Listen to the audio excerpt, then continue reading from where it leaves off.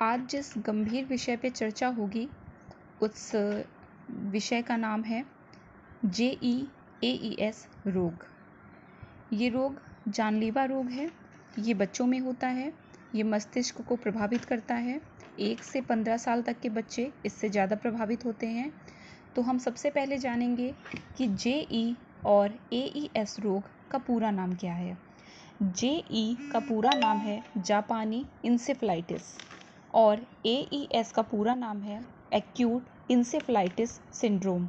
ये क्यों होता है, कैसे होता है, किस मौसम में होता है, इसके लक्षण क्या होते हैं, बचने के उपाय क्या हैं, हम इनके बारे में आज अच्छे से जानकारी प्राप्त करेंगे। और वास्तव में ये एक प्रकार का दिमागी बुखार है। इसे चमकी बुखार के नाम से भी जानते हैं। ये इतना रहस्यमय बुखार है कि जो एक्सपर्ट्स हैं, हमारे विशेषज्ञ, वो भी अभी इसके होने की सही वजह का पता नहीं लगा पाए हैं कि ये किन कारणों से होता है। इनकी अभी सही जानकारी नहीं प्राप्त हुई है। ये गर्मी के मौसम में ज़्यादा होता है। मई जून के महीने में इसका प्रकोप बढ़ जाता है क्योंकि मई जून का महीना गर्मी का होता है, नमी का होता है। इस मौसम में मच्छर भी बहुत ज़्यादा होते हैं। ये मच्छरों के काटने से भी फैलता है। इंसेफ्लाइटिस रोग एक संक्रामक बीमारी है। ये एक रोगी के शरीर से एक स्वस्थ व्यक्ति के शरीर में पहुंचकर उसे भी रोगी बना देता है। इंसेफ्लाइटिस रोग के कारण बच्चों के खून में शुगर और सोडियम की कमी हो जाती है। अगर सही समय पर सही इलाज ना मिले तो ये मौत का कारण भी बनती है।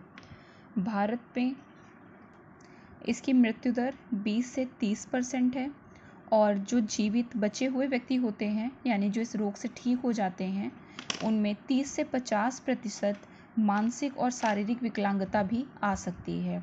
यानी कि अगर ये रोग किसी व्यक्ति को हो जाता है, किसी बच्चे को हो जाता है, तो या तो उसकी मृत्यु हो जाती है सही इलाज ना मिलने से, और सही इलाज मिल भी गया, वो बच्चा ठीक भी हो गया, तो फिर भी उसमें 30 से 50% मानसिक या शारीरिक तौर से कुछ ना कुछ कमी हो जाती है। उत्तर प्रदेश सहित 14 राज्यों में इंसेफ्लाइटिस का असर देखा गया है। हर साल मई जून के महीने में इस रोग से बच्चे प्रभावित होते हैं। इंसेफ्लाइटिस रोग कैसे हमारे शरीर को प्रभावित करता है, अब हम ये जानेंगे। ये इंसेफ्लाइटिस रोग का जो वायरस होता है वो किसी संक्रमित व्यक्ति के संपर्क में आने से हमारे शरीर में आ जाता है।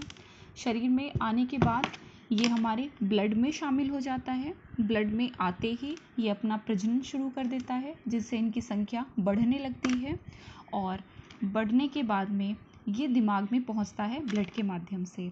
हमारे मस्तिष्क में लाखों कोशिकाएं होती हैं जो हमारे शरीर को काम करने के निर्देश देती हैं, जिनके कारण हमारे अंग जो हैं वो कुछ कार्य कर पाते हैं। ये उन कोशिकाओं को प्रभावित करती है, उनमें सूजन ले आती है, जिसके कारण व्यक्ति रोगी हो जाता है।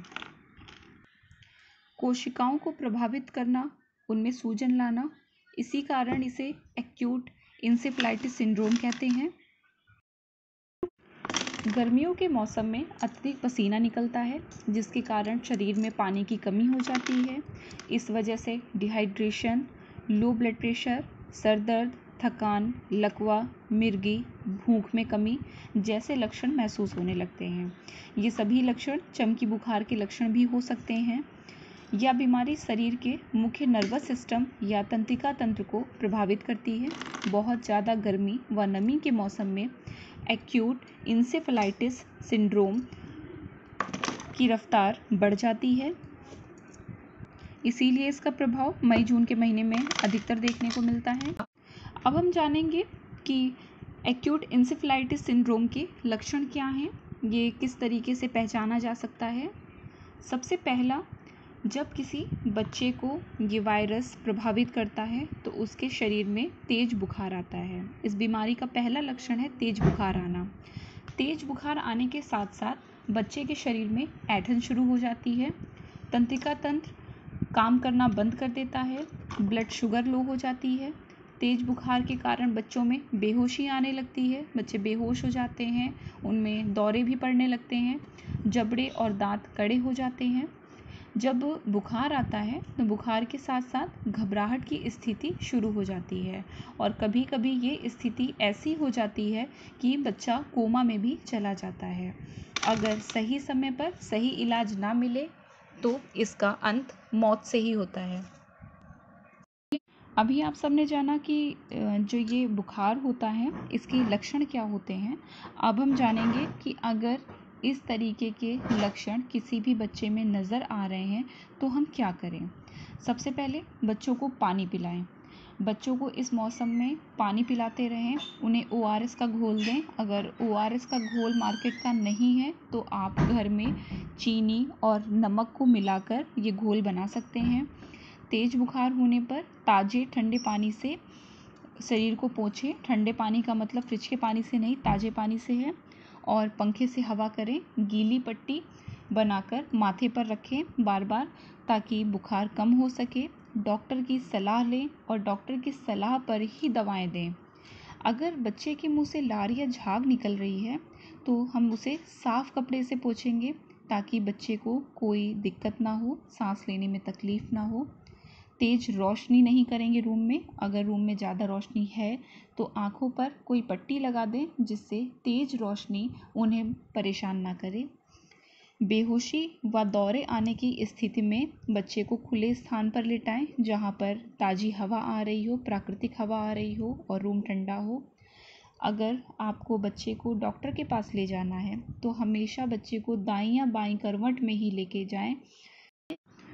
अब हम जानेंगे कि इस रोग से कैसे बचा जा सकता है।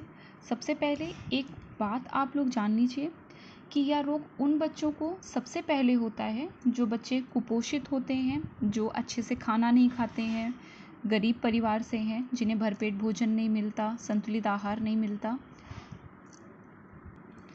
इसके लिए अपने बच्चों को भरपेट खाना खिलाएं, रात में भूखे ना सोने दें, संतुलित आहार ही दें। बच्चों को जंक फूड खाने ना दें जैसे मैगी, बर्गर, पिज़्ज़ा, ये सारी चीज़ें ना दें। वो चीज़ें दें जो हेल्दी हैं। बच्चों को धूप में जाने से रोकें। अगर धूप में निकलना बहुत ज़रूरी है तो अच्छे से कवर करके निकलें, कोई छाता लेके चलें। अगर आपको बाहर जाना है तो पानी की बॉटल हमेशा साथ में लेके चलें।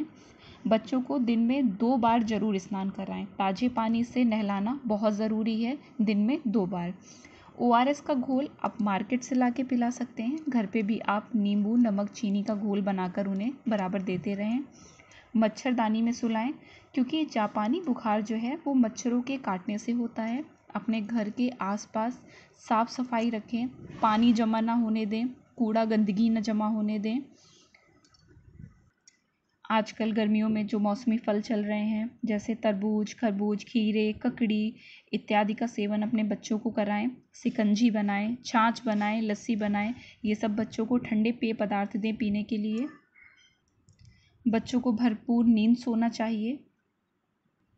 ये सारे उपाय हम लोग इस रोग से बचने के लिए कर सकते हैं। यदि फिर भी बच्चों में इस प्रकार का कोई भी लक्षण नज़र आता है तो तुरंत उन्हें डॉक्टर के पास ले जाएं।